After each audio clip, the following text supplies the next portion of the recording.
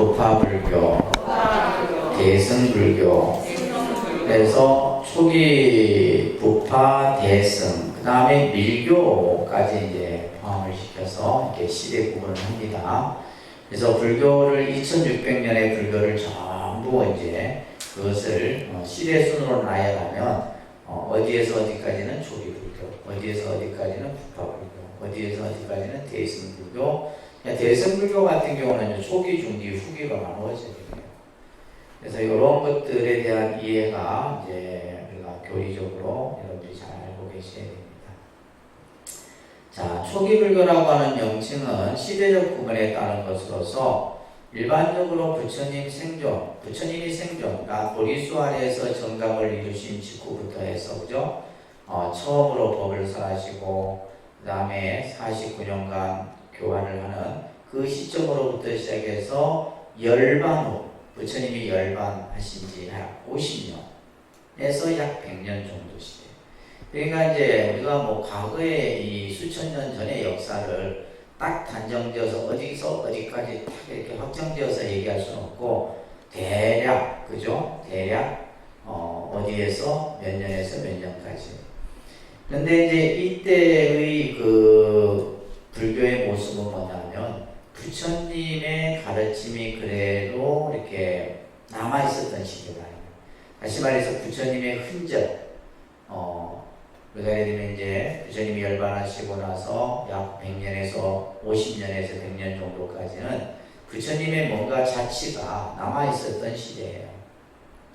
그나마 이제 불교가 이렇게 크게 어떤 위기를 겪지 않고 부처님의 가르침에 입각해서 스님들은 수행을 하고 제가자들은 그죠? 공양을 올리고 이런 것들이 이제 잘 유지됐었던 시대가 바로 이 시대입니다. 그래서 이후에 이제 부파불교라고 하는 시대가 나타나게 되는데 이제 부파라는 말은 파가 나누어졌다 이런 뜻이잖아요. 그러면 결국은 이제 불교의 가르침을 가지고 사람들이 이제 그죠? 그것을 생각하는 견해들이 각기 달리 나타나는 거예요. 그러면서 이제 우리가 흔히 그 진보적 사고를 가진 사람, 또 보수적 사고를 가진 사람, 이런 사람들에 의해서 진보 보수라고 하는, 그래서 우리가 대종부, 상자부라고 하는 이런 이제 파가 나눠지게 되고 거기에서 한 18개, 20개 부파가 나눠지는 이런 이제 시대의 모습들을 우리가 보게 되는데, 자, 초기 불교에서 우리가 이제 여러분들이 꼭 기억해야 될 것이 바로 대표적인 경전을 아함경이라고 합니다. 그러니까 아함경. 초기 불교의 대표적인 경전이 아함경이에요. 그렇죠?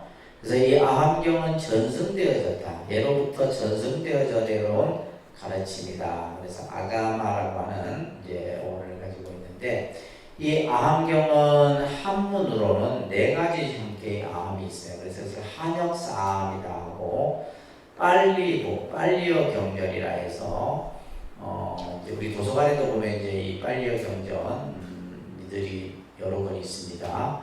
그래서 이 빨리 오부라고 해요. 빨리 오부. 그래서 이제 이 빨리 오부는 우리가 흔히 이제 니까야라고 얘기를 하는데, 그래서 뭐 맞지야 니까야 뭐 이런 식의 경전 명칭들이 있어요. 근데 니까야라는 말이 나오면 빨리부 경전이다라고 보시면 돼요.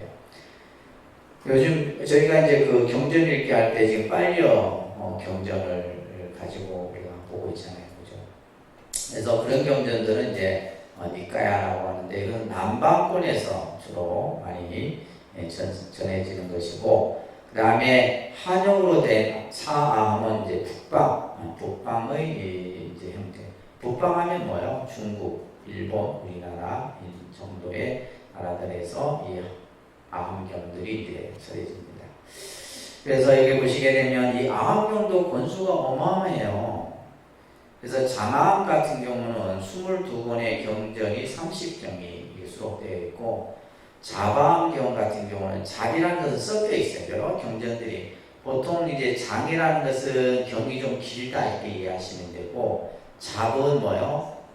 짧고 긴 경전들이 막 이렇게 혼용 섞여져 있는데, 경전의 수만 해도 1362경에 권수로는 50권 정도 불려요. 엄청난 거죠.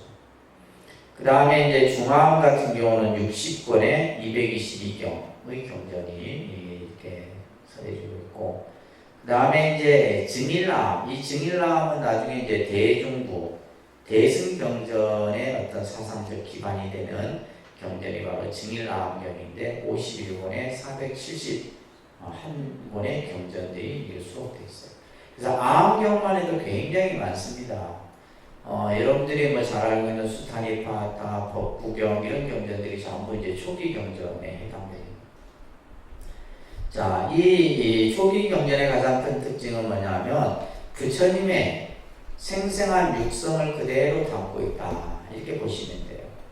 그리고 어렵지 않습니다. 어려운 이야기예요. 그래서 우리들이 그냥 보고 이해할 수 있는 그러한 가르침들이, 그렇지만 여기에는 뭐냐면 윤리적인 내용도 있고 사상적인 내용도 있고 물리학적, 천문학적 여러 학문의 그런 어떤 가르침들이 이 경전 속에 다 담겨 있어요. 그래서 우리가 보통 이제 이 아함부 경전을 근본 경전이라고 얘기를 해야죠, 그죠? 우리가 이제 근본교리라고 얘기하듯이, 그래서 부처님의 근본 뿌리가 되는 그런 이제 가르침이 바로 이 아함경을 중심으로 해서 설해집니다. 자, 이 초기 불교, 그 다음 페이지 넘겨보시면 이 초기 불교에서의 어떤 기호리적 특징을 조금 살펴보면, 부처님은 중생을 교화함에 있어서 어떻게 교화를 하셨냐면 근기에 따라서 교화를 합니다. 뭐에 따라서 교화를 했다고요? 근기에 따라서 교화를 해요. 그래서 이것을 우리가 흔히 대기설법이라는 말을 씁니다. 그러니까 대기설법. 듣는 사람이 알아들어야 되잖아요, 그죠? 듣는 사람이 알아듣기 쉽도록 해야 되는 거예요. 이제 그게 이제 가르침을 잘 설하는 거예요. 자기 입장에서만 그냥 자기가 가지고 알고 있는 내용만 가지고 하는 것이 아니라 듣는 사람이 어느 정도 이해를 가지고 있느냐, 이거에 바탕을 두고 부처님께서 법을 씁니다. 그래서 특히 이제 이런 개념은 법화경 같은 경전에서 이제 많이 나오죠. 법화경이 이제 바로 이 대기설법의 가장 전형적인 경전이 법화경 같은 경전이에요. 그리고 이 초기 교설의 가장 핵심은 뭐냐면 부처님은 뭘 중시했다? 현실을 중시했다. 그래서 우리가 현실 중심의 종교다, 불교를 그렇게 얘기한다고 그랬어요, 그죠? 현실주의. 그러니까 예를 들면 종교들마다 일반 종교, 일반 어떤 신을 중심으로 한 종교들을 보면 미래가 중심이에요, 미래. 예를 들면 내가 죽고 나서 천당을 간다든지, 뭐 영생을 얻는다든지 이런 데 핵심이 있는데 반면에 불교는 뭐요? 지금 현재의 어떤 내가 살아가는 삶 속에서의 어떤 괴로움의 문제, 그죠? 이것을 어떻게 해결할 것인가라고 하는, 그래서 현실주의다. 이거 꼭 기억하셔야 됩니다. 불교는 현실 중심의 가르침입니다. 그렇기 때문에 숙명론이나 신이론이나 우연론, 예를 들면 내가 살아가는 것이 운명에 의해서 살아간다든지, 또 내가 살아가는 모습이 어떤 과거에 그러한 어떤 결정된 모습으로 내가 살아간다든지, 신의 뜻으로 살아간다, 이런 것들은 전부 불교는 배척한다, 이런 얘기예요. 오로지 뭐에 따라서만 나타난다? 연기의 법칙에 따라서 적용이 된다는 가르침이 초기 교설의 핵심이에요. 그 다음에 이제 우리가 지난 시간에도 봤듯이 형이상학적인 개념을 다루지 않는다. 형이상학이라고 하는 것은 우리가 알 수 없고 볼 수 없는 것들에 대한 내용이에요. 세계가 영원하냐 영원하지 않느냐, 영혼과 신체가 같으냐 다르냐, 이런 등등등, 그죠? 이런 것에 대해 왜 이것에 대해서 불교는 배척하느냐? 현실 문제에 도움이 되지 않기 때문이에요. 지금 현재 내가 괴로움은 현재의 문제인데 세상이 영원하고 영원하지 않는들 그게 나하고 무슨 관계가 없는 거예요. 그래서 이런 것에 대해서 이제 불교는 배척을 하는 겁니다. 특히 이제 당시 부처님께서는 이 초기 교단을 형성하면서 항상 이제 주장했던 것이 바로 행위를 중시한다. 뭘 중시한다? 행위를 중시한다. 그럼 우리가 이제 이 불교가 발생되기 이전부터 인도는 뭐요? 카스트 제도라고 하는 제도가 있어서 신분 제도가 있었잖아요. 그래서 태어나면서 이미 결정돼 버린 거예요. 천민, 브라마, 크샤트리아, 바라몬 이런 계급들이 결정돼. 그래서 그에 결정된 태어난 사람은 그걸 가지고 평생을 살아가는 거예요.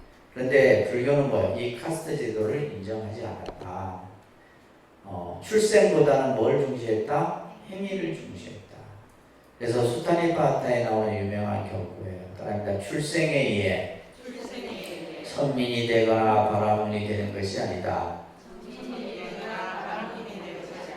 행위에 의해 천민이 되고 행위에 의해 바라문이 된다. 그렇죠. 우리가 어떤 행위를 하느냐에 따라서 그 사람이 귀한 사람이 될 수도 있고 천한 사람이 될 수도 있다.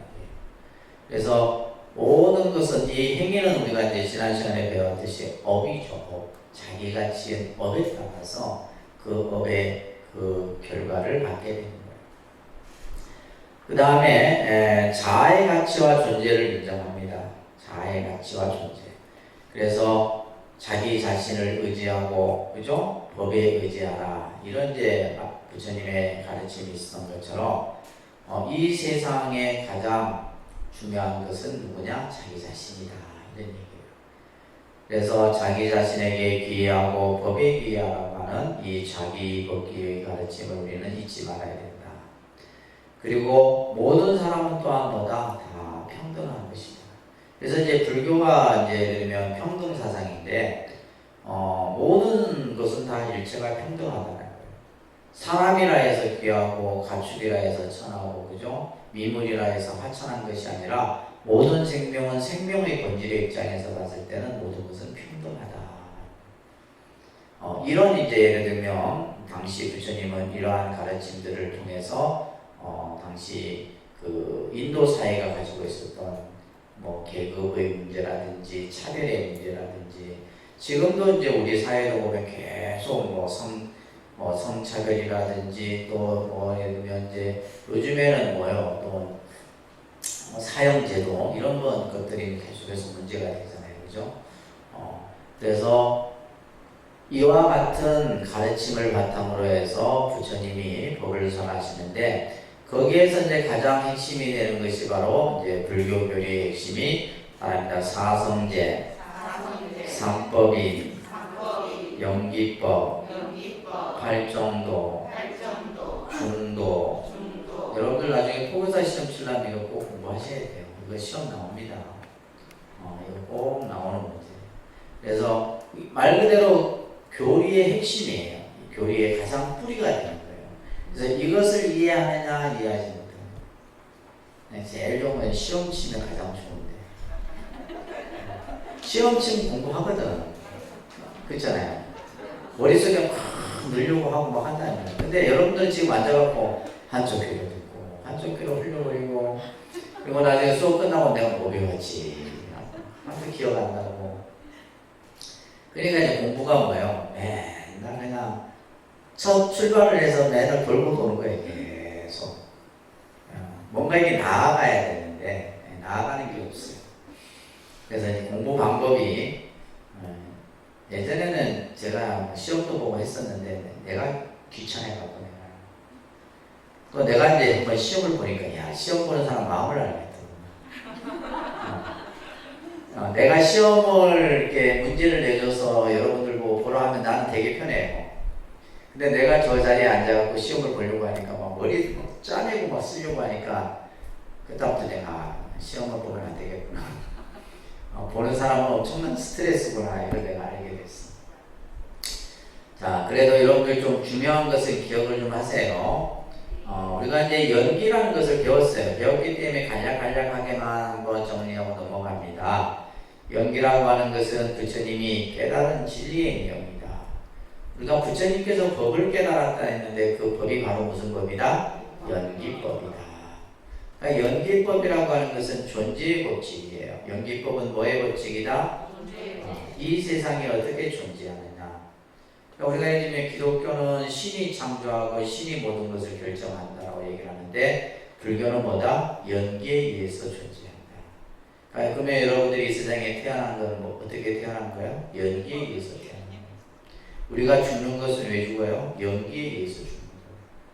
그래서 이것을 생성과 소멸이라고 합니다. 그러니까 생성과 소멸. 그죠? 만들어지고 없어지고 태어나고 죽고 만나고 헤어지고 모든 것이 다 연기라는 거예요. 그래서 생멸의 법칙, 이 바로 연기의 법칙이고 인연의 법칙이다라는 말을. 그래서 연기라는 것은 어떠한 조건에 의해서 만들어졌다. 조건의 발생이라고 합니다.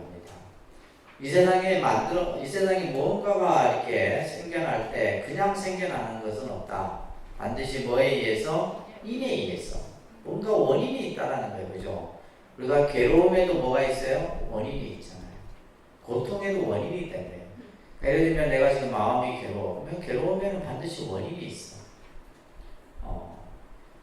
근데 이제 우리는 원인을 잘 찾지를 못하기 때문에 문제인 거예요. 그러니까 원인을 그냥 바로 보지 못하고 그냥 다른 것에 의해서 그 원인을 찾으려고 하다 보니까 괴로움에서 벗어나지를 못하는 거예요. 그래서 어떠한 연기라는 것은 어떠한 원인에 대해서 발생되는 것이다. 그렇기 때문에 연기를 우리는 뭐라 배웠어요? 상위성이다. 그러니까 상위성, 상위 상반성. 모든 것은 관계되어져 있는 거예요. 내가 고통스러우면 다른 사람도 고통스러운 거예요. 아시겠어요? 다른 사람이 고통스러우면 나도 고통스러운 거예요. 내가 행복하면 다른 사람이 행복한 거예요. 이게 연기입니다. 아시겠어요? 그러니까 우리가 어떻게 이 연기를 제대로 이해하고 연기의 가르침을 잘 따르는 것이 바로 불자의 가장 중요한 교리적 이해입니다. 그래서 모든 것은 인이 되고 연이 되어서 서로 관계를 맺어서 발생된다.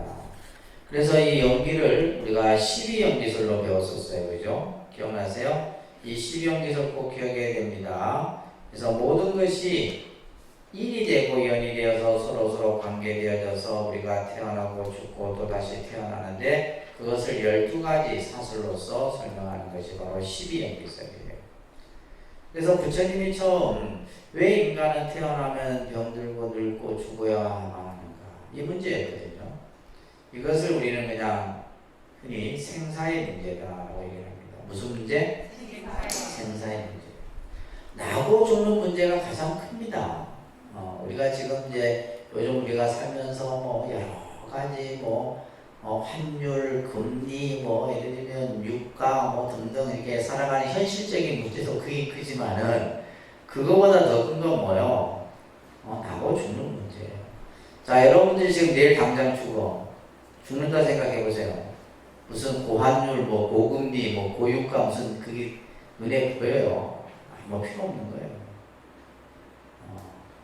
그래서 이 죽음이라는 것은 결국 누구에게나 언제나 다 닥쳐올 문제다.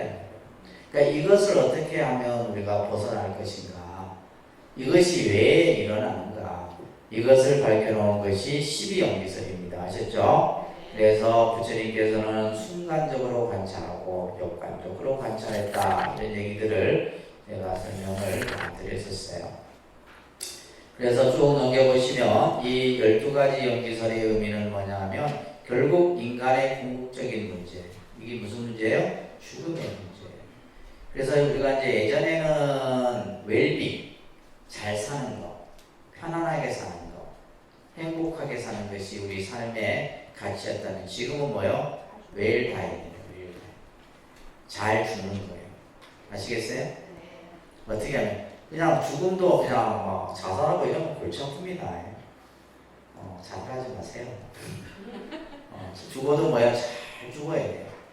내가 가진 거 그냥 다 나눠주고 하나도 남기지 말고 숨겨두지 말고. 아셨어요? 그래서 잘 주는 것은 뭐냐면 내 주변을 잘 정리하는 거예요. 저는 지금도 내가 어디를 한 이틀, 3일 나간다 했을 때 나는 내 방을 깨끗이 치워놓고 나가요. 왜 그런지 아세요? 안 들어올 수도 있거든. 진짜로 그런 생각 여러분도 안 하죠? 내가 나갔을 때 다시 돌아올 수 못할 수도 있는 거예요. 그렇기 때문에 내 주변을 항상 비밀번호는 남편이나 자식에게 다 일러주고 다 그래 해야 돼. 언제 어떻게 될지 몰라 아무도. 뭐 우리가 예를 들면 뭐 내가 뭐 8, 90이 돼서 그냥 죽을 것 같아요. 천만의 말씀이에요. 그래서 저는 항상 이제 어디 특히 외국 나갈 때 제가 좀 잘 돼요. 외국 나갈 때는 싹 정리해놓고 항상 제가 서울 올라갈 때도 내 방을 다 정리해놓고 올라가요. 그래서 이제 결국 이 죽음의 문제라고 하는 것은 우리가 어떻게 잘 죽느냐, 이게 이제 가장 요즘에 이슈입니다. 이슈. 잘 사는 것도 중요하지만은 잘 죽는 것도 중요합니다. 그래서 요즘 이제 보면 이제 그 노인복지관 노인들이 이제 와서 이렇게 이제 취미생활도 하고 이런데 제일 인기 있는 강좌가 뭐냐면 바로 잘 웰다잉에 대한 강의예요. 이 노인분들이 어떻게 하면 잘 죽는지에 대한 강의를 듣는 거예요. 자, 삶의 가치에 관한 이런 문제들, 이런 것들이 전부 연기서를 통해서 우리가 이제 설명을 하는 겁니다. 이 연기는 조 부처님께서 이 연기법을 깨달았기 때문에 이것은 우리가 단순한 지식으로 이해할 수 있는 것은 아니에요. 아시겠어요? 많은 공부를 하고 아는 사유를 하고 그것을 통해서 이 연기를 이해할 수 있다. 또한 이제 부처님께서는 존재의 모습을 세 가지로서 설명을 했어요. 그것을 삼법인이라고 합니다. 그러니까 삼법인. 이 세상이 존재하는 모습이에요. 이 세상은 첫째 뭐요? 무상한 거예요. 이 세상은 첫째 뭐하다? 무상하다. 그러니까 무상한 줄 알아야지 우리가 발심이 된다 얘기를 합니다. 여러분들은 근데 살면서 무상함을 못 느껴요. 뭐 설사 느낀다 해도 순간 느끼지 이제. 우리가 무상을 가장 느끼는 것은 뭐요? 내 가까운 이들의 죽음이에요. 죽음을 우리가 경험했을 때 사람은 무상함을 느낍니다. 근데 또 며칠 지나고 나면 없어. 내가 볼 때는 49일 지나고 나면 다 잊어버려. 전부 다. 내가 지금까지 봐온 바로는 그래요. 그러니까 다시 이제 결국 우리가 산 사람도 살아야 되니까 그렇게 하지만은 이 세상은 뭐야? 변한다라는 거예요. 이 세상은 뭐한다? 변한다. 변하지 않는 것은 없다. 그래서 사람의 마음도 변합니다. 아셨죠? 마음이 어찌 변하는지 자꾸 따지고 그러는데 마음이 변하는 거지 어떻게 마음이 다 있어. 마음이 하루에도 수십 번 변하는데 안 그래요? 마음은 변하는 거예요. 마음만 변하는 것이 아니라 이 우주도 변하는 거예요. 우리가 지금 이 산의 이 모습도 변하고 있잖아요. 산의 모습도 점점 변하고 있다. 이런 것이 전부 뭐야? 무상이라는 모습을 부처님께서 설명하고 있는 겁니다. 여러분들 그 다음에 이제 부처님께서는 이 세상은 나라고 할 만한 실체가 없다. 그것을 무아라고 얘기합니다. 그러니까 제법 무아. 그죠? 나라고 할 만한 것은 실체가 없다. 무엇을 나라고 하느냐? 나라고 할 만한 것이 없다. 여기에서 나라고 하는 것은 인연화합으로 이루어진 모습을 말하는 거예요. 그래서 우리가 예를 들면 이 몸뚱아리를 나라고 할 수 있느냐?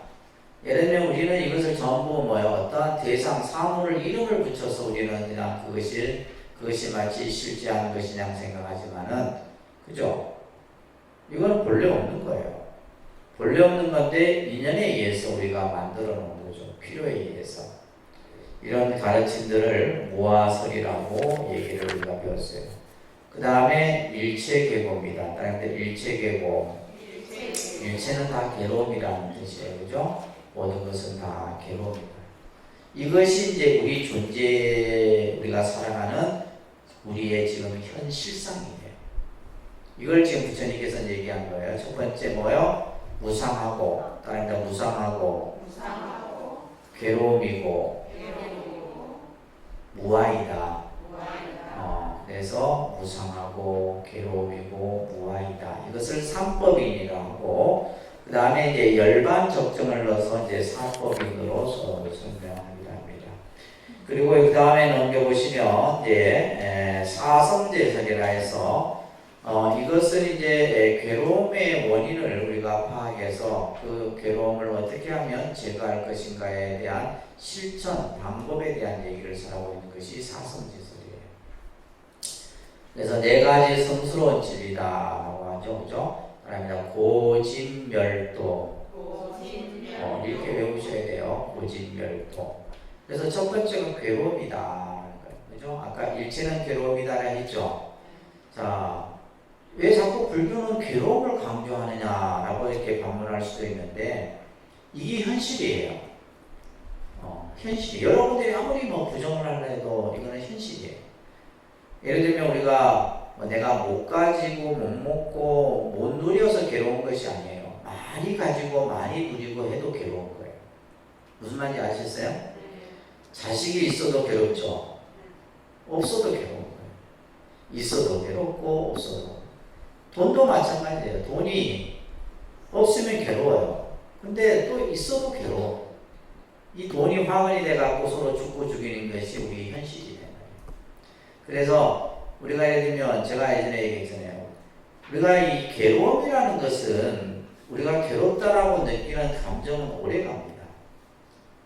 그렇죠. 오래 가요. 그것이 1년도 가고 10년도 가고 평생을 갈 수도 있어. 그런데 즐겁다라고 하는, 우리가 행복하다라고 하는 감정은 오래 갑니까? 오래 가요? 여러분들 명품 가방을 사면 명품 가방 산 게 한 10년 가나? 그거 산 순간이에요. 카드를 끊는 순간 그 다음부터 괴로운 거예요. 그 카드 끊기까지가 좋은 거지. 카드 끌고 집에 오는 순간 뭐예요? 내가 이거 왜 샀노? 그래 안 그래? 내가 너무 잘 알죠. 그러니까 우리가 행복하다는, 예를 들면 여러분들 마찬가지예요. 자녀가 공부를 잘해서 서울대 입학했어. 엄마 나 오늘 엄마 내 서울대 합격했어. 그 순간이에요. 그 순간이에요. 그 다음에는 뭐요?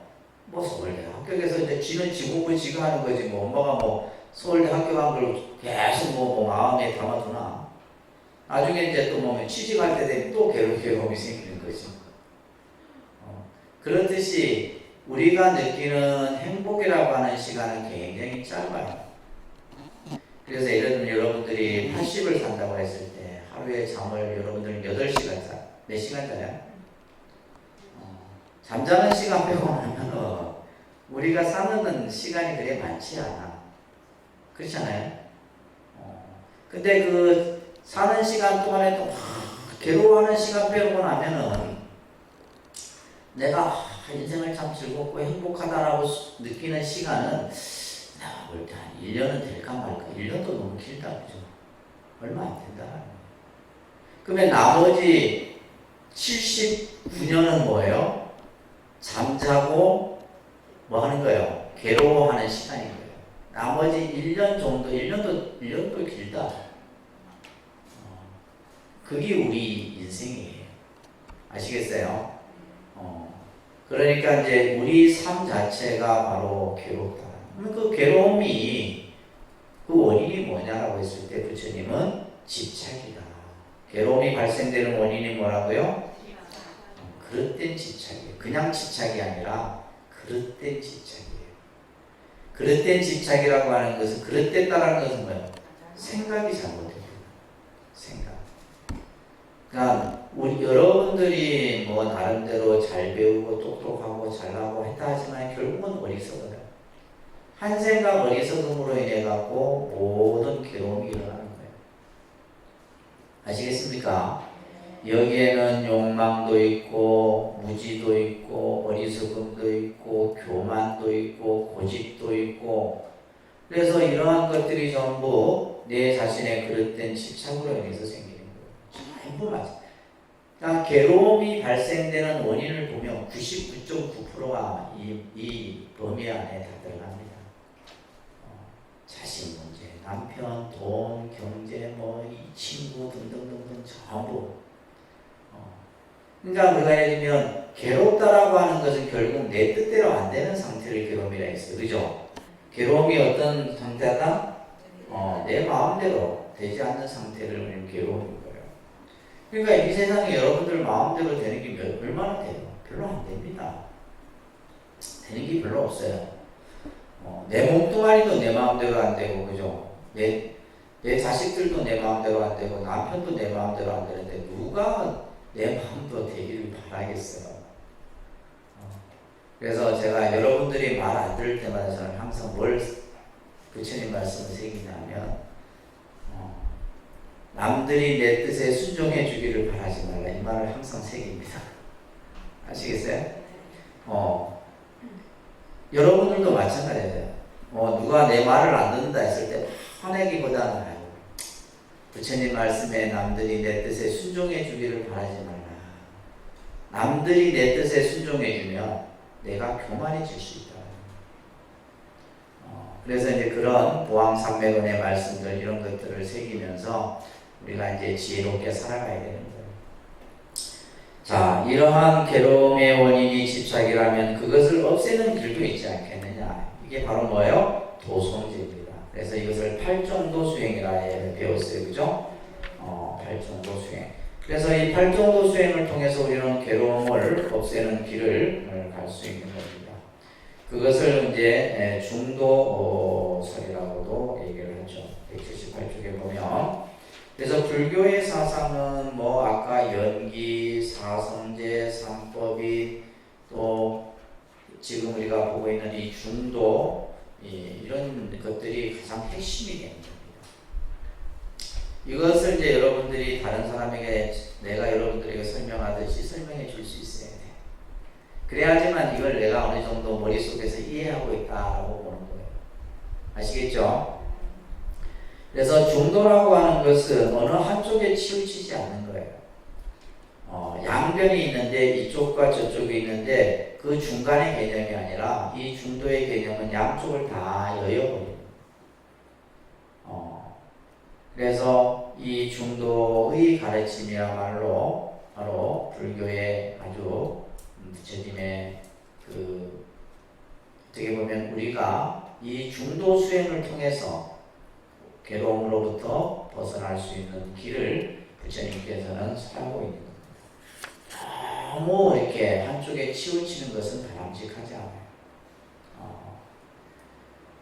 자, 그래서 이 팔정도 여러분들 외우시라 그랬어요. 따라합니다. 정견, 정사, 정어, 정업, 정명, 정정진, 정념, 정정.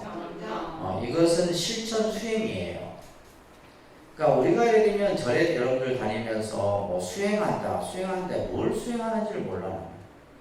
뭐 경을 읽고 절을 하고 이게 수행이 아니에요. 그거는 이 지금 팔정도 수행을 하기 위한 뭐요? 부가적인 수행인 거예요. 그러면 우리가 예를 들면 내가 연부를 하자. 자, 연부를 하면 뭐가 돼야 돼요? 이 팔정도 수행이 갖춰져야 돼요. 내가 절을 해. 절을 하면 이 팔정도 수행이 갖춰져야 돼요. 무슨 말인지 아시겠죠? 내가 참선을 해. 참선을 하면 팔정도 수행이 갖춰져야 돼요. 근데 우리는 지금 그렇게 하지 않고 그냥 연불은 연불이고 이거는 팔정도는 뭐야? 그냥 교리고 이렇게 생각해요. 그러면 안 돼요. 부처님께서 이 팔정도 수행이야말로 우리가 괴로움의 집착으로부터 벗어나서 해탈열반에 이르는 길이다라고 얘기를 합니다. 그래서 첫 번째가 정견, 바르게 보는, 바른 견이죠. 그죠? 세상을 바르게 본다. 어느 한쪽에 치우치거나 편협되거나 보지 않고 현실의 이치를 바로 보는 거예요. 바로 냉철한 이성을 가지고 현실의 문제를 바로 보는 거예요. 그러면 아까 우리가 부처님이 말씀하셨듯이 일체는 괴로움이고, 그죠? 무상함이요, 또 무아이다라고 볼 줄 알아야 돼요. 이 정견이 갖춰졌을 때 우리는 생각도 치우치지 않는 겁니다. 그리고 말도 치우치지 않고 행동도 치우치지 않고 우리의 생활도 마찬가지예요.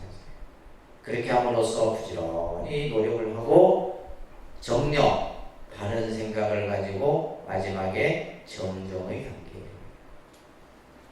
그래서 우리가 이제 수행을 해서 정견으로부터 해서 정정에 이르는 요 8가지의 길이 우리 불자들이 닦아야 할 길이다라는 거예요. 이거는 실천입니다. 아셨죠? 꼭 기억하세요. 자, 대답 좀 잘하시는데. 자, 그래서 이러한 이제 교리 얼마나 좋으세요. 이 부처님의 이 교리들. 지금 근본 교리들 우리가 기본 과정 때도 한번 이렇게 보고 사실은 이제 이런 것들을 여러분들이 좀 더 이제 깊이 보려면 어떻게 해야 된다? 아함경을 봐야 된다. 아시겠죠?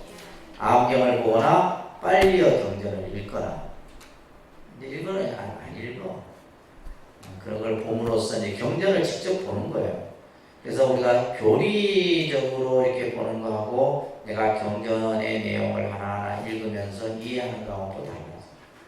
그래서 우리가 마지막에 공부가 뭐해야 되냐면 경전 공부가 돼요. 그러니까 경전 공부를 하기 위해서 여러분들이 지금 이걸 하는 거예요. 아시겠죠? 자, 이어서 이제 대승불교, 부파불교는 사실은 이제 너무 방대하고 부파불교는 이제 논소 중심입니다. 그래서 구사론이라든지 뭐 여러 이제 논들이 이제 논이라고 하는 것은 경을 주석해 놓은 거예요. 그래서 여러 뭐 약 20개 부파가 나눠지다 보니까 아까도 그죠? 뭐 대중부라든지 설일체유부라든지 법장부라든지 이런 이제 부파들이 나눠지면서 각각의 부파마다 이제 자기의 부파에 어떤 연구했던 그런 것들을 전부 만들어내요. 그래서 실제 경보다도 많은 게 논입니다. 논서예요. 그러니까 논이라고 하는 것은 여러분들 그냥 논문이라고 생각하시면 돼요. 쉽게. 거기에는 여러 가지 말에 대한 설명이라든지 또 뜻을 풀어내는 거라든지 이런 것들이 이제 그래서 경은 오히려 쉽습니다. 논이 더 어려워요. 그래서 대승기신론 우리가 이제 사실은 가을학기 때 대승기신론을 해야 되는데 이게 여러분들이 이해하기 너무 어려워요. 그러면 이 정도 대승기신론 정도를 여러분들이 공부할 정도면 좀 공부 마인드가 딱 최소한 서울대생 정도의 마인드는 가져야 되는데 무슨 말인지 아시겠어요? 다 지방대 수준의 마인드를 가지고 있어요. 지방대는 뭐예요? 그냥 시간 때우고 놀고 이거예요. 그래서 공부를 제대로 좀 하려고 하는 사람들이 같이 모여서 공부를 만들어 가야 돼요. 근데 아직까지는 이제 그래서 대승기신론이라든지 중론이라든지 이런 것들은 아주 기가 막힙니다. 우리가 그걸 보지 못하고 죽는다는 것은 한이 되고 원통해야 되는데 그런 생각이 없어. 그래서 여러분들이 평생은 몇 권의 경제를 볼 것 같아요. 몇 권 못 봅니다.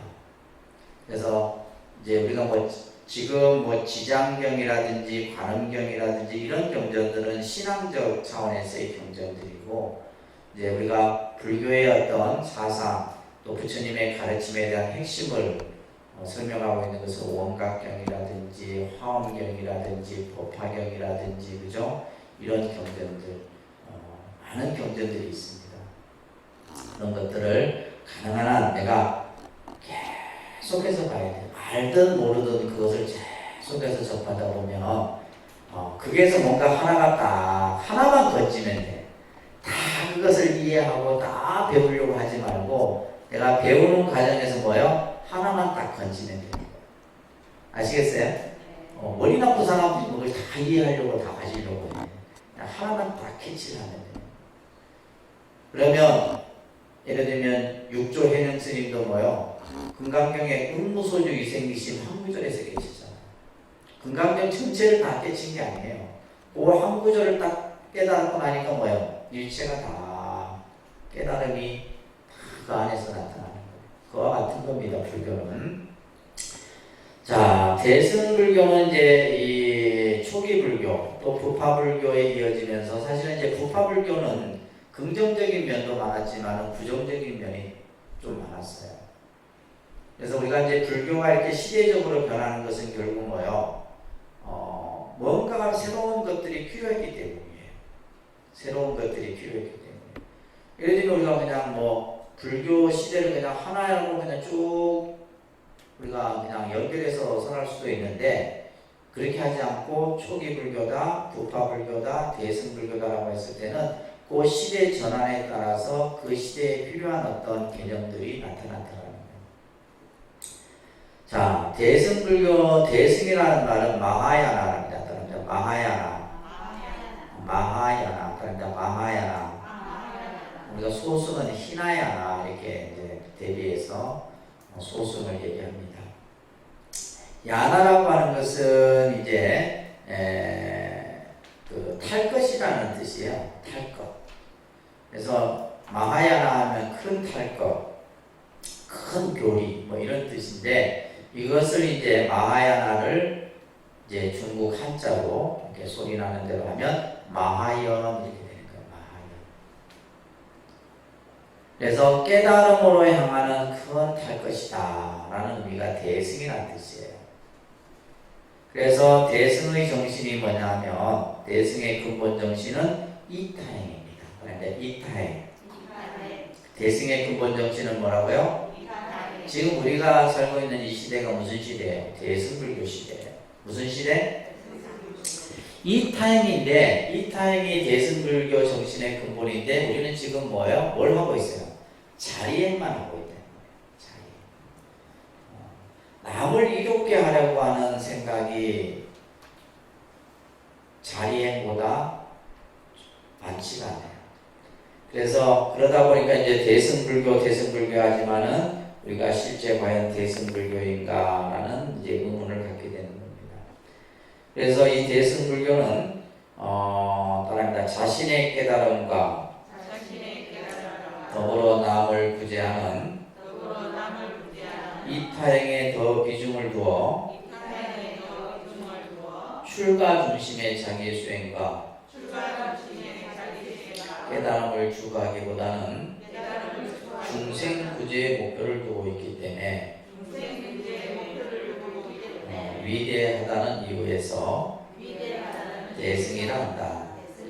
그러니까 이제 지금 우리가 쭉 이제 뭐 이렇게 책에 나와 있는 내용을 읽어봤는데, 자, 대승하면 이타행이다라는 것을 꼭 기억을 하시면서, 여기에서는 자기 자신의 깨달음보다는 뭐에 더 핵심이 있다? 중생 구제에 있다. 여러분들 요즘 지장경 읽으시죠? 지장경의 내용이 이거잖아요.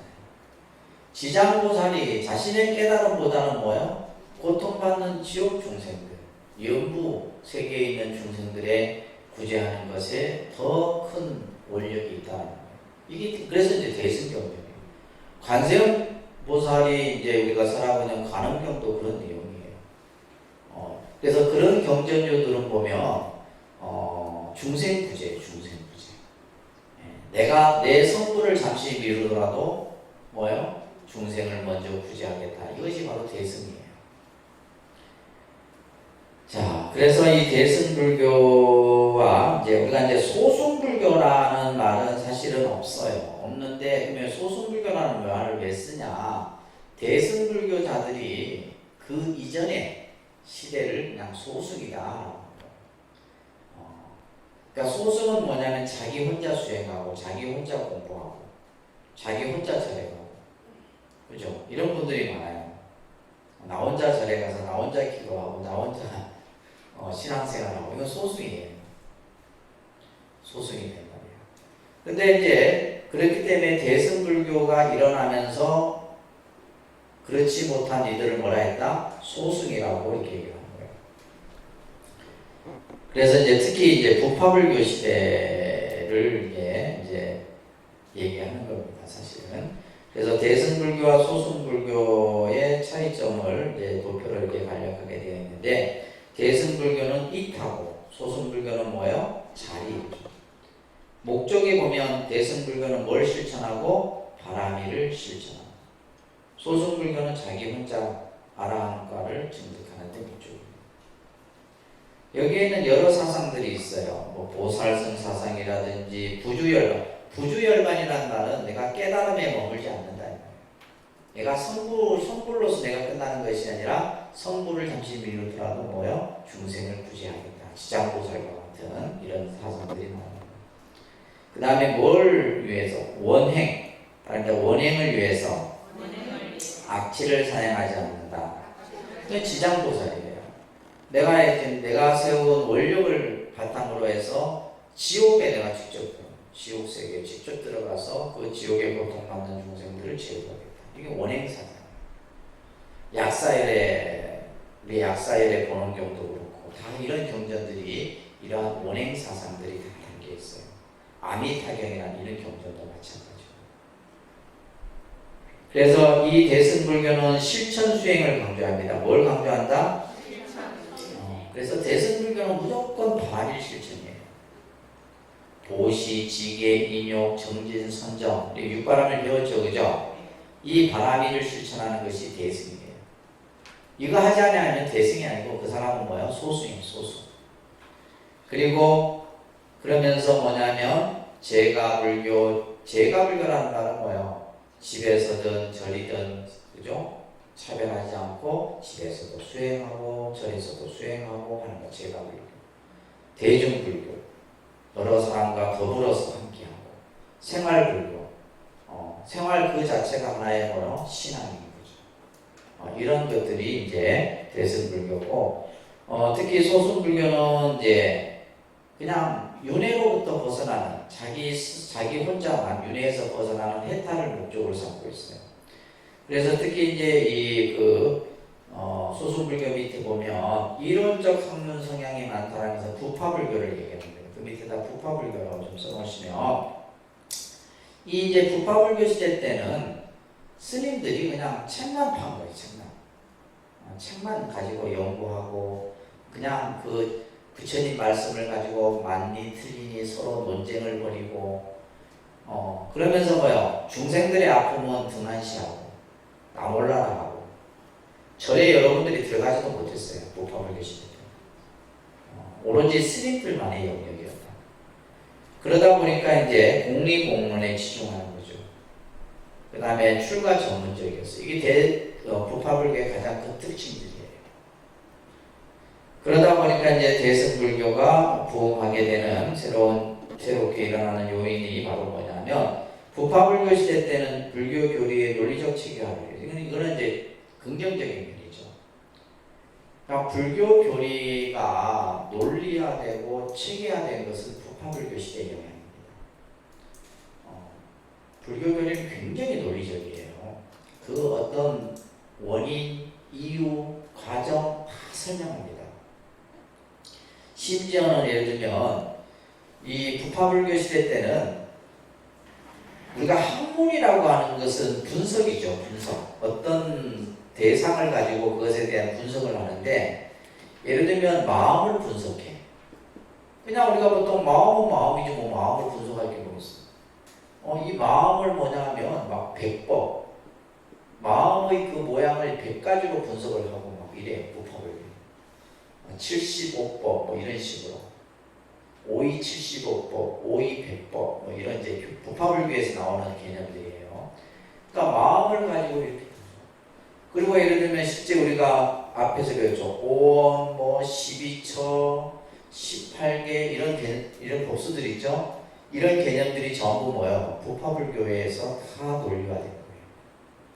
그 다음에 예를 들면 이 지구가, 이 우주가 어떻게 형성됐고, 예를 들면 이제 우리가 경전에 보면 삼천대천세계 나오죠. 삼천대천세계라고 하는 것은 불교에서의 우주론이에요. 우주론.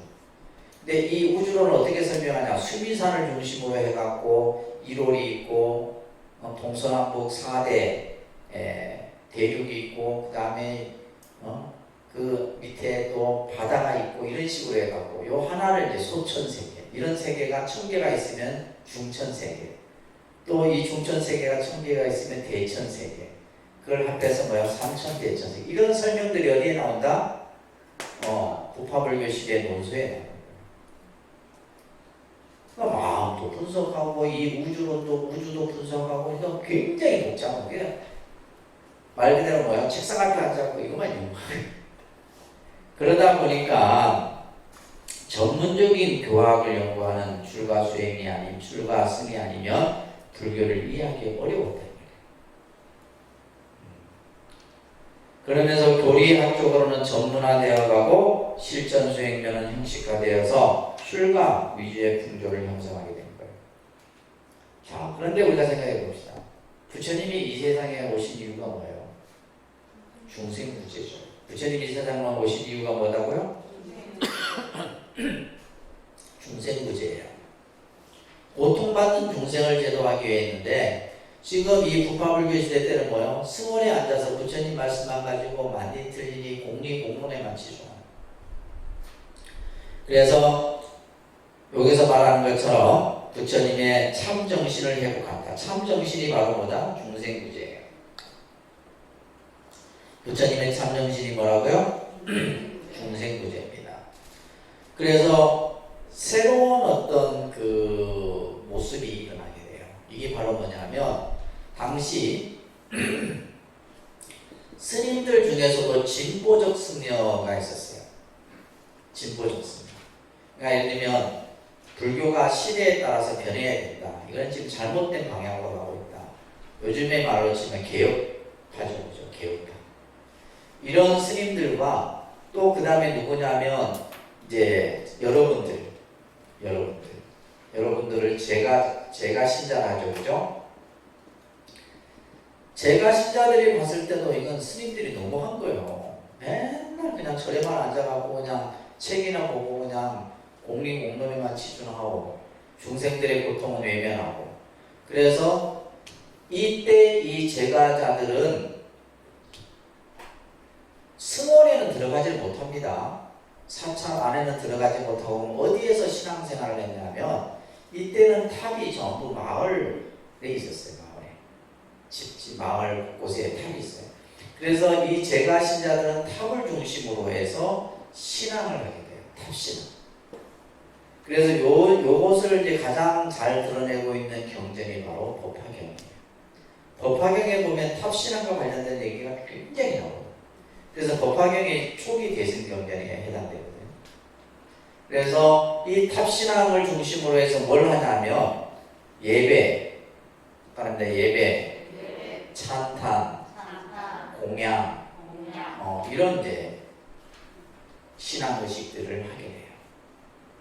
그러니까 법화경에 나오는 것이 바로 뭐예요? 예배, 찬탄, 공양. 이런 내용들이 법화경의 주 핵심이에요. 그러니까 이제 법화경 같은 경우는 예를 들면 누구누구 할 것 없이 전부 데리고 모여 성불의 길로 나가는 이게 법화경 사상이에요. 예를 들면 누구 되고 누구는 안 되고 이렇게 이제 빼는 것이 아니라 법화경은 뭐요? 전부. 그래서 삼승, 성문, 영각, 보살을 일불승으로 다 이렇게 이끌고 가려고 하는 것이 법화 사상이에요. 그래서 법화경 같은 경우는 사람들을 딱 모기 좋은 경전이 법화경. 신앙적으로. 그래서 법화 신앙을 하는 사람들이 보면 좀 광적이에요. 광적입니다. 그래서 개중에 그런 한 사람들 많아요. 뭐 법화경 사경하고 뭐 해서 그걸 뭐 탑에다 놓고 이게 다 법화경에 나오는 얘기들인데 이 사람들은 뭐냐면 신앙적으로 완전히 무장이 되어 있는 거예요. 뭐에 무장이 되어 있어요? 예배, 공양, 찬탄 이런 것들에 대한 무장이 되어 있는 거예요. 그래서 법화경 신앙하는 사람들 보면 법화경 하는 사람들이 주로 좀 사이비적인 요소가 많아요. 사이비적인 요소가 많습니다. 그러니까 경 자체가 사이비가 아니라 그러니까 법화경을 하는 분들, 스님들 내지 이런 분들 보게 되면 그 요소가 많아요. 그러니까 왜냐하면 자 이거예요. 법화경 같은 경우에 보면 이런 얘기가 나와요. 경전에 부처님이 어린아이가 모래놀이를 하다가 부처님의 형상만 그려도 이 아이는 다음 생에 성불한다 이런 얘기가 나와요. 실제로. 그러니까 예를 들면 요즘 말로 하면 뭐요? 경전은 우리가 그대로 믿어야 되지만은 과대적인 이런 표현들이 많다는 거예요. 근데 여러분들은 그런 걸 좋아하잖아요. 그런 걸 좋아합니다. 과대하고 여러분들 광고도 그렇잖아요. 그냥 있는 그대로 광고하면 누가 물건 사겠어요? 물건 사요, 안 사요? 물건 안 삽니다. 뭐 이 물건은 요런 점은 좋은데 요런 점이 안 좋습니다 하면 살 것 같아요? 안 사잖아. 일단 어딘가는 뭐예요? 좋은 점만 확 얘기를 해야 되는 거예요. 그래야지 사람들이 혹하고 살지. 법화경이 그런 거예요. 법화경. 그래서 이제 제가 아는 몇몇 스님들이, 제가 아는 스님 한 분이 이제 법화경을 그게 그런데 예를 들면 우리가 기도할 때 나무 서가모니 물나무 서가모니 물 이렇게 하잖아요, 그죠? 근데 그 절에서는 나무 삿다르마 분다리카 수트라 뭐 이런 식으로 이제 법화경 경명을 그냥 읽어요. 근데 지금 이 스님이 교주가가 못돼. 너무 원리원칙주의자라서. 그러니까 법화경을 그래 했는데도 사람이 이제 왜냐하면 이거 정도하려면 뭐냐면 약간 뻥도 있어야 된대. 나도 보면 교주가가 안 되는 거예요. 왜냐하면 내도 뭐 여러분 보기에도 원리원칙주의자가 아니에요. 뭐 뻥을 잘 못 쳐야 돼요. 뻥을 좀 치고 이래야 되는데 이제 그런 성향을 가진 사람들이 이제 주로 교주가를 많이 하는 거예요. 많이 합니다. 그래서 지금 이제 이러한 제가 신자들이 탑을 중심으로, 그래서 이제 대승불교 초기에는 탑 신앙이 굉장히 성행을 합니다. 그래서 화엄경이나 반야경이나 법화경이나 이런 경전들에 보면 탑과 관련된 얘기가 계속 나와요. 탑에다 부처님께 예배하고 공양하고 뭐 이런 것들이 얘기가 나오는 거예요. 자, 그래서 부파불교는 학문적이고 수도적인 승원불교에 따르면 대승불교는 뭐다? 중생을 구제하는 어떤 성격을 갖는다? 민중적 성격을 갖는다. 새로운 불교를 싹 갈아엎는 거예요. 기존의 불교를 싹 갈아엎어서 뭐예요? 새로운 부처님의 법을. 그래서 예를 들면 법화경 같은 경우는 만인 성불의 길을 제시하잖아요. 누구나 다 성불할 수 있다. 누구나 다 악한 사람도 성불하고 여인도 성불하고 다 성불할 수 있다는 얘기를 법화경에서 해요. 또 아미타 신앙을 설하는 이 무량수경 같은 데서는 여인이나 또 악한 사람도 구제할 수 있다 이런 얘기들이 나와요. 그래서 예를 들면 이제 이 법화경이 나오기 전까지는 뭐냐면 여인은 성불할 수 없어요. 여인의 몸으로는 성불이 안 된다고 되어 있어요. 근데 이 법화경에 보면 변성 성불이라는 얘기예요. 성을 바꿔서, 요즘 말로 하면 성전환이에요. 성전환. 성을 전환해서 성을 남성으로 전환해서 성불한다는 얘기예요. 그러니까 이제 여러분 생각할 때, 야 부처님은 남성 그죠? 뭐 이렇게 뭐 성차별주의자 이렇게 생각할 수 있는데 그런 개념이 아무튼 그래서 사실은 이제 그 비구니 스님들도 원래는 출가를 안 시키려고 했던 거예요, 부처님. 그만큼 이제 그 수행이 여인의 몸으로는 어렵다. 자, 이러면서 이제 대승불교가 나타나게 되는데 결국 대승불교가 성립하게 되는 데 있어서 요 세 가지가 중요한 거예요. 그래서 예를 들면 저희가 대학교 같은 데서는 대승불교 성립의 원류에 대해서 쓰시오 이렇게 시험이 나와요. 그러면 요 세 가지를 가지고 시험지 앞뒤로 꽉 써야 돼요. 굉장히 중요한 개념이에요. 대승불교가 발생되는 그 근원, 원류를 말하는데 첫째는 뭐냐? 부파불교가 발전돼요. 특히 대중부의 영향을 받습니다. 뭐의 영향을 받는다? 대중부의 영향을 받아요. 그 다음에 이제 특히 유부교설 같은 경우는 유식의 교리, 또 반야경에서도 이제 유부의 교설이 제용이 되게 되는데, 그래서 이제 부파불교의 교설들이 이제 대승불교에도 영향을 미치게 되고, 그 다음이 이제 중요한 거예요. 참불승에 대한 얘기야. 아까 이제 얘기했듯이 불탑을 중심으로 해서 뭐예요? 부처님의 공덕을 찬탄하고 그 찬탄하는 신앙적 성격을 참불승이라고 해요.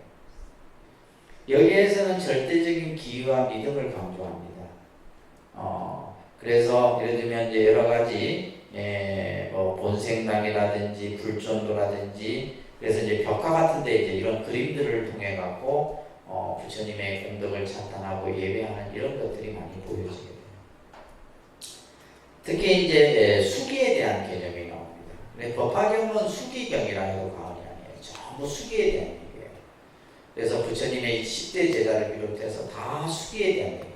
수기는 뭐냐면 미래 성불에 대한 예언이에요. 수기는 뭐라고요? 미래 성불에 대한 예언. 네가 금생에 이렇게 이러한 수행을 하고 이러한 공덕을 쌓았으니 너는 다음 생에 뭐요? 어느 세계에 어느 국토에 어떤 부처가 될 것이다. 이런 얘기들이 나와요. 제가 이제 이 석사 논문이 이 수기과 관련된 논문이었었는데 제가 이제 이 논문을 썼던 이유 중에 하나가 되게 흥미로웠었던 거예요. 근데 가만히 공부를 하다 보니까 전부 내용이 법화경의 내용이에요. 근데 이 수기가 지금 여기서 이제 우리가 연등불 수기부터 시작해서 사실은 초기 경전에도 이제 이런 장면이 보여요. 뭐냐면 이때는 뭐냐면 죽음에 대한 사후에 대한 예언을 해요, 부처님. 그래서 암경전 같은 데 보면 이 얘기가 많이 나옵니다. 이런 거예요. 제가자가 임종을 앞두고 부처님이 아마 임종을 부처님이 직접 지켜보는 이런 상황들이 많았었던 것 같아요. 그래서 부처님을 집으로 이제 모시고 이 임종에 이제 직면한 이 사람이 이제 부처님이시여, 제가 이 세상에 와서 부처님의 법을 만나서 이런 공덕도 짓고 이러한 이제 자기가 해왔던 일을 쭉 하면 제가 죽고 나서 사후에 어떻게 되겠습니까? 이렇게 물어요. 그러면 부처님께서 너는 금생에 이러한 공덕을 지었으니 다음 생에 어느 천상세계에 태어날 것이다. 그러니까 사후에 대한 예언을 하는. 그러니까 그게 굉장히 많이 나오더라고요. 근데 그걸 바탕으로 해서 제가 석사 논문까지 그걸 썼는데 원래 이제 박사 논문까지는 대승 경전까지를 포함하면 이제 박사 논문이 되는데 저는 이제 초기 경전만 가지고 이제 논문을 썼었어요. 그래서 수기에 대한 내용은 제가 잘 알고 있는데 이게 이제 바로 이제 특히 제일 많이 나오는 것이 법화경, 화엄경 이런 경전들에서 나오게 됩니다. 그 다음에 이제 불탑 신앙의 발전인데 바로 이제 아까도 얘기했듯이 불탑을 중심으로 해서 이제 우리가 예를 들면 초기 불교는 뭐냐면 부처님을 예배의 대상으로 삼았었어요. 그리고 이제 부처님이 열반하시자마자 그 사리를 불탑에 모시고 이제 그 귀처로서 이렇게 삼았었는데 이것이 이제 좀 더 확대되죠. 확대되어져 가고 이제 아쇼카왕 같은 경우는 84,000의 탑을 세웠다고 이렇게 일설에 전해지는데 많은 탑들을 세우게 됩니다. 그리고 이제 대승불교는 기원전 1세기경을 중심으로 불탑을 중심으로 부처님의 공덕을 찬탄하는 제가신자와 진보 성향의 출가 수행자가 중심이 되어서 깨달음을 얻고 중생을 구제하고자 하는 새로운 인물, 그 인물이 바로 뭐요? 보살이에요. 새로운 인물이 바로 뭐다고요? 보살.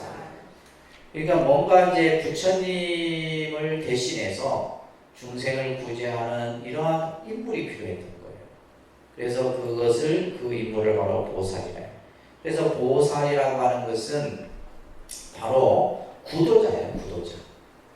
중생을 구제하고자 하는 구도자로서의 보살. 그래서 이 보살은 뭘 실천해? 육바라밀을 실천하고 자리이타의 정신을 실천 수행으로 삼게 됨으로써 이제 대승불교가 점점 이제 발전되게 됩니다. 이 대승불교의 성립을 시대적으로 조금 구분해 보면 이것도 이제 여러분들 꼭 기억하셔야 되는데 대승경전을 중심으로 해서 이제 정리를 좀 해놨습니다. 그래서 제1기를 이제 대승 초기, 제2기를 대승 중기, 제3기를 대승 후기 이렇게 일곱을 하는데 대승불교는 AD 1세기, 그러니까 대승불교가 형성하면서 어디까지? 용수보살의 시대까지를 얘기해요. 그래서 이제 대승 사상을 기초를 확립한 분이 바로 누구예요? 용수보살이에요. 그래서 우리가 이제 예를 들면 화엄경 약창계에 보면 대방강불 화엄경 용수보살 약창계 나오죠, 그죠? 바로 이 용수보살이라는 분이 중론이라든지 중간사상이라든지 많은 이제 대승불교의 그런 어떤 가르침들을 확립했던 인물이 바로 용수보살이에요. 특히 이제 이때에 등장한 경전이 바로 반야경입니다. 무슨 경? 반야경. 그다음에 법화경, 화엄경 이런 경전들이 나타나게 돼요. 그다음에 제2기는 보면 용수보살로부터 해서 무착세친보살까지. 그래서 제2기는 이제 대승중기다라고 여러분들 이해하시면서, 그래서 여기에는 이제 주로 유식사상의 관련 경전들이 나오게 돼요. 그래서 무착이나 세친보살은 이제 유식에 아주 이렇게 깊이가 있었던 두 인물이죠, 그죠? 그 다음에 세친 이후로 밀교 경전 성리까지를 제3기로 이렇게 보고 있다라는 정도. 나중에 이것도 한번 정리를 할 겁니다. 대승불교 사상의 특징, 자, 이거 중요합니다. 시험에 나옵니다. 그리고 이렇게 해놓고 대승불교 사상의 특징이에요. 첫째, 뭐다? 불타에 대한 개념의 변화에 대한, 뭐에 대한 변화? 부처님에 대한 인식의 변화가 만들어진 거예요. 이게 굉장히 중요합니다. 자, 초기 불교 때는 부처님은 사람들이 뭘 생각해요? 부처님만을 생각했어요. 근데 이제 대승 불교, 그러니까 부파불교 때는 그냥 그냥 탑을 중심으로 하고, 또 때로는 부처님의 어떤 그 보리수 나무라든지 부처님의 흔적들을 중심으로 해서 부처님에 대한 신앙이 있었는데, 이 대승불교에 와서는 뭐냐면 새로운 불타관들이 만들어지게 돼요. 새로운 불타관. 그래서 부파불교는 역사적 인물로서의 서가모니 부처님의 가르침을 충실히 전승되어졌던 시대란다면, 대승불교는 뭐냐면 이제 수천 년이 지났잖아요. 그죠? 수천 년이, 1000년 이상의 시간이 지났기 때문에, 예를 들면 서가모니 부처님에 대한 이러한 부분들을 사람들 이제 생각 속에서 잊혀집니다. 그래서 이제 예를 들면 경전 속에서 등장하는, 그래서 석존의 정신적 활동 그 자체를 이제 구체화시키게 되는데, 이것은 뭐냐 하면 인간적인 모습의 붓다에서 절대적인 모습의 붓다로 바뀌게 돼요. 이게 가장 핵심입니다. 인간적인 모습의 부처님의 모습에서 절대적인 신격화된 부처의 모습으로 바뀌게 돼요. 그러니까 지금 여러분들이 부처님을 바라보는 관점도 그렇게 바뀌어져 있는 상태인 거예요. 그러니까 초기 불교나 부파불교 때는 그냥 서가모니 부처님만을 그냥 생각했다가, 대승불교에 와서는 그 인간적인 서가모니 부처님의 모습이 아닌 절대적인, 절대화된, 신격화된 붓다의 모습으로 바뀌게 됩니다. 굉장히 중요한 관점의 변화예요. 그러다 보니까 이제 부처님이 깨친 진리 작용을 하는 거예요? 시각화시키는 거예요. 시각화시키는 거예요. 그래서 예를 들면 부처님이 중생을 제도했던 경전상에서 여러 가지 모습들이 있죠. 이런 것들을 구체적으로 이제 나타내요. 그래서 이제 가장 대표적인 것이 벽화입니다. 벽화. 그래서 이제 중국의 유명한 용문석굴이라든지 또 아잔타 석굴이라든지 이런데 이제 부처님의 그러한 정법 활동이라든지 또 깨달음의 모습이라든지 이런 것들을 뭘 해요? 시각화시킵니다. 예를 들면 우리나라의 고구려의 벽화 그런 모습처럼 부처님의 그런 그 행적들을 전부 시각화시키는 이런 것들이 나타나게 돼요. 그래서 이때는 법의 불교에서 불의 불교로 변하면서 법의 보편성이 법 자체를 실제로 하는 불타, 즉 법신불의 관념을 갖게 된다.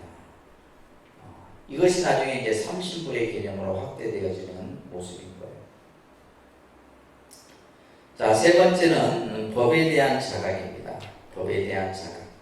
그래서 이 대승불교에 와서는 바로 깨달음, 그 깨달음에 대한 자각에 대한 강조가 이루어지게 되고, 네 번째는 자리타의 근본 정신을 강조하고, 또 다섯 번째는 출가와 제가가 함께 부처님 법을 배우고, 그 다음에 여섯 번째가 중요한 거죠. 뭘 강조해요? 부처님에 대한 믿음. 그 다음에 뭘? 보살행을 강조하고. 대승불교의 가장 이제 사상의 핵심들이에요. 그러니까 이제 대승불교에 와서는 지금 우리 한국 불교 같은 경우는 뭘 제일 중요하게 여겨요? 신앙이잖아요. 그죠? 신앙적 요소를 가장 중요하게 강조를 합니다. 이 신앙을 이해하기 위해서 여러분들이 뭘 배우는 거예요? 교리를 공부를 하는 거예요. 교리를 공부를 함으로 인해서 신앙에 대한 다른 견해를 갖게 되고, 그에 통해서 믿음을 갖게 되고 하게 됩니다. 아시겠죠? 근데 여기서의 믿음은 어떤 믿음이다? 절대적인 믿음이에요. 무슨 믿음? 그래서 대표적인 화엄경 같은 경우에는 믿음은 도의 근원이요 공덕의 어머니다. 뭐 이런 표현들이 경전에 나와요. 그래서 믿음을 강조합니다. 믿음. 그래서 화엄경 같은 경우는 보살이 수행을 하는데 첫 번째 단계가 믿음의 단계예요. 십신, 십주, 십행, 십회양, 십지 이렇게 해서 보살이 수행을 밟아 올라가는데 첫 번째가 바로 뭐예요? 믿음이에요. 그래서 우리가 이제 신행체계를 여러분들 배우셨잖아요. 그 신행체계에 있어서 첫 번째가 뭐예요? 신이잖아요. 신. 첫 번째가 뭐예요? 믿음이에요. 믿음. 그래서 대승에 있어서는 이 믿음에 대한 강조가 중요하게 얘기가 됩니다. 그러니까 믿음이 없이는 우리가 진리의 세계에 들어갈 수도 없고 깨달음의 그 길에 나아갈 수도 없다. 이렇게 표현합니다. 그래서 절대적인 믿음을 통해서, 그죠? 이것을 통해 궁극의 깨달음을 얻을 수 있다는 믿음과 불법에 대한 믿음, 이런 것들을 강조합니다. 그리고 이제 대승불교는 행을 강조합니다. 실천. 뭘 강조한다? 믿음과 행을 강조합니다. 믿음과 실천. 그래서 흔히 이제 어떤 분은 대승불교 시대의 그 모습을 부처님 흉내내기다 이렇게 표현을 합니다. 부처님 흉내. 그러니까 우리가 지금 절에 와서 신앙하고 하는 것이 뭐예요? 부처님께서 실천했던 그러한 행을 내가 또한 실천하는 거예요. 그것이 바로 뭐예요? 보살행이죠. 그리고 우리가 부처님이 참선하듯이 우리도 뭐 하고 있고 참선하고 있고, 부처님이 중생을 향해 절하듯이 우리도 또한 예배하고 있고, 또한 우리는 뭐예요? 부처님의 경전을 통해서 부처님의 그러한 가르침을 새기고 또한 실천해 옵니다. 이건 그래서 대승불교를 부처님 흉내내는 거에 비유를 한 불교학자도 있어요. 그러니까 이제 대승불교는 뭐예요? 다 누구나가 뭐가 될 수 있다 얘기를 해요. 부처가 될 수 있다 이런 얘기를 해요. 누구나가 다 성불할 수 있다라는 그러한 가능성을 우리들에게 심어주는 거예요. 그러면서 이제 부처님에 대한 인식 변화들이 나타나게 되는데, 자 여기에서는 이제 타방불타의 출현입니다. 타방불타. 초기 불교, 부파불교에서는 석존위의 불타를 인정하지 않았어요. 오로지 뭐예요? 일불, 서가모니 부처님만을 부처님으로 생각했는데, 그러면서 점차 시간이 지나면서 불탑을 중심으로 해서 그죠? 어느 정도 그 부처님에 대한 만남의 욕구를 충족할 수 있었어요. 예, 부처님의 사리가 그 불탑에 있기 때문에 부처님의 모습을 간접적으로나마 만날 수 있었다. 그러면서 점차 뭐예요? 욕구라고 하는 것은 점점 높아지죠. 그죠? 그래야 그래요. 우리가 욕구라고 하는 것은 점점 높아집니다. 이게 문제인 거예요. 그래서 여러분들이 신앙생활이라는 것이 어떤 내 스스로의 어떤 신앙적 욕구가 충족이 돼야 되는데, 이게 충족이 안 되면은 뭔가 내가 이제 재미가 없는 거예요. 무슨 말인지 아셨어요? 사실은 어떻게 보면 이 신앙적 욕구를 잘 충족시키는 절이 이제 뭐랄까 시대의 흐름에 잘 따르는 사찰이라고. 그러니까 예를 들면 우리가 기도도 그냥 한 기도만 가지고 쭉 해도 되잖아 사실은. 뭐 이 기도했다 저 기도했다 할 필요 없잖아요. 근데 여러분들이 하나의 기도를 가지고 그냥 쭉 할 수 있는 근기가 돼야 안 돼요. 안 되는 거예요. 그러니까 초하루는 신중기도, 보름은 인등기도, 관음제는 관음기도, 이런 기도의 형태들이 만들어지는 거예요. 그때그때 또 백중기도, 봉지기도 이런 식으로. 아시겠어요? 근데 이것 또한 어느 순간이 되면 이 신앙적 욕구가 또 꽉 차. 차게 되면 이제 아이고 뭐 기도하는 것도 뭐 시원찮네 생각이 들어요. 그러다 보니까 뭐야 자꾸 여러분들은 이제 뭐요? 딴 데 또 눈이 가는 거예요. 이보다 좋은 데가 없나 이러다가 이제 스타일이 이제 빠지는 거지. 빠지는 길들이 다 그렇게 해서 빠지는 거예요. 그 사람들이 이제 뭐 처음부터 가서 빠지는 게 아니고. 그래서 이 욕구라고 하는 것이 계속 충족이 되게 되는데, 그러니까 이제 불탑의 신앙만으로 뭔가 이 신앙적 욕구가 채워지지 않으니까 이제부터는 뭐가 되는 거예요? 부처님을 직접 보고 싶은 거야. 부처님이 이미 열반하신 지 오래되셨지만은 그래서 만들어진 게 뭐예요? 불상이에요. 불상이에요. 그러니까 부처님과 똑같은 모습의 부처님을 내가 직접 보고 싶은 거예요. 그러면서 그 부처님을 통해서 내가 마치 부처님이 계신 것과 똑같이 내가 대화하고 얘기하고 부처님께 내 마음을 전하고 하는 이런 것들이 이제 불상의 출현의 계기가 됩니다. 아셨죠? 그러면서 또한 이제 이러한 경불, 문법할 수 있는 현재불이 요청되게 되는데, 자, 그러다 보니까 이제 우리가 현재불은 누구예요? 서가모니 부처님이에요. 현재불은 누구라고요? 그래서 우리가 삼세제불이라고 그러잖아요. 예불할 때 삼세제불만 하죠. 삼세는 뭐예요? 과거, 현재, 미래. 그래서 현재불은 누구고? 서가모니 부처님이에요. 현재불은 서가모니 부처님이고, 과거에 또 부처님들이 계셨는데 이 과거에는 7분의 부처님이 계셨어요. 과거 7불이라고 해요. 지장경에도 보면 과거 7불의 한 부처님의 명화가 나옵니다. 이러한 과거 7불이 등장하고, 그 다음에 미래에는 뭐예요? 우리가 미륵불이라고 하는 이 부처님이 중생세계에 하생을 하시게 되는데, 이러한 이제 이것을 우리는 뭐래요? 삼세라고 해요. 삼세제도. 그러니까 삼세의 부처님이 등장을 하게 되는 거예요. 그래서 사바세계의 교주는 서가모니 불이에요. 사바세계.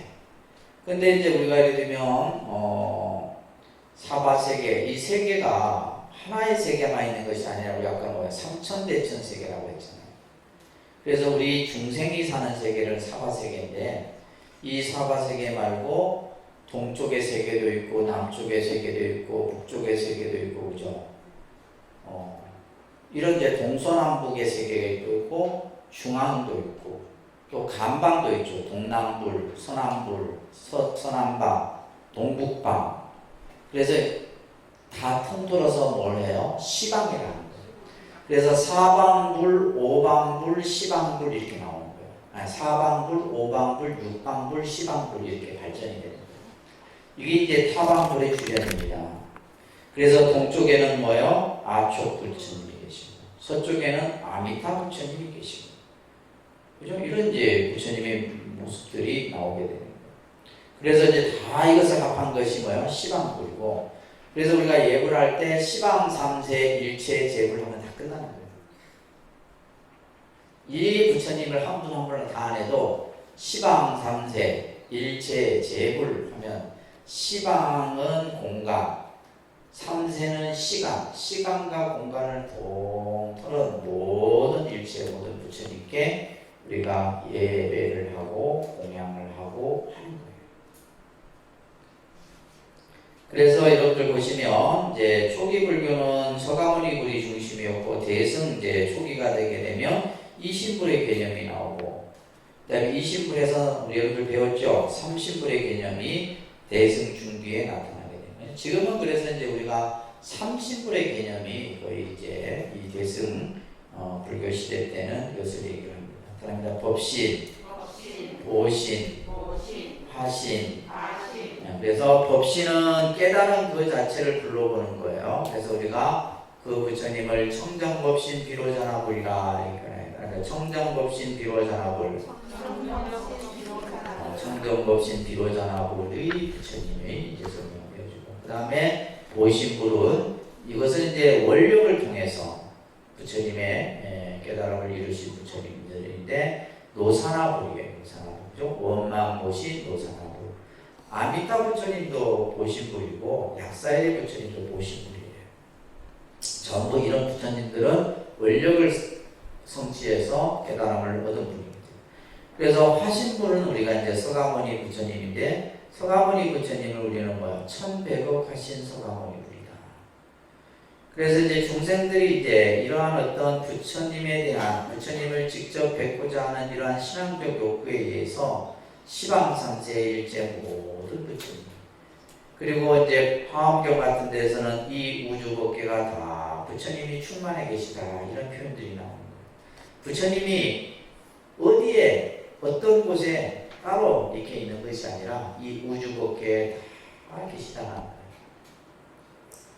이러한 개념들이 이제 바로 타방불 출현의 모습으로서 이제 대승불교에서는 나타나고, 그래서 190페이지 넘겨보시면 아까도 얘기했듯이 그죠? 대승불교는 다 모두가 부처님 흉내 내기를 하고 있다. 그건 뭐냐면 내가 똑같이 부처님처럼 되고자 하는 거예요. 그래서 부처님이 수행했던 닦았던 그러한 행을 내가 닦아서 깨달음을 얻고 중생을 제도하고 이런 것들이 이제 이 대승불교에서는 나타나게 되는 거예요. 이러한 대승불교의 사상에는 어떤 것들이 있냐면 가장 대표적인 것이 공사상입니다. 그러니까 공사상, 반야사상, 그 다음에 연기사상, 중간사상. 이 중간사상을 이제 중도사상이라고 하기도 했죠. 그죠? 그 다음에 유식사상, 그 다음에 열반사상, 오살사상, 법신사상, 이런 이제 사상적인 개념들이 이제 대승불교에서 쭉 설해져 나타납니다. 이 사상은 이제 구체적으로 여러분들 2학기 때 다 배울 겁니다. 아셨죠? 대승불교 사상, 그래서 정토, 화엄, 선, 법학, 그 다음에 열반, 열애장 사상, 이런 사상들 중심으로 해서 2학기 때 여러분들이 이제 공부를 하시게 됩니다. 자, 이렇게 해서 마무리를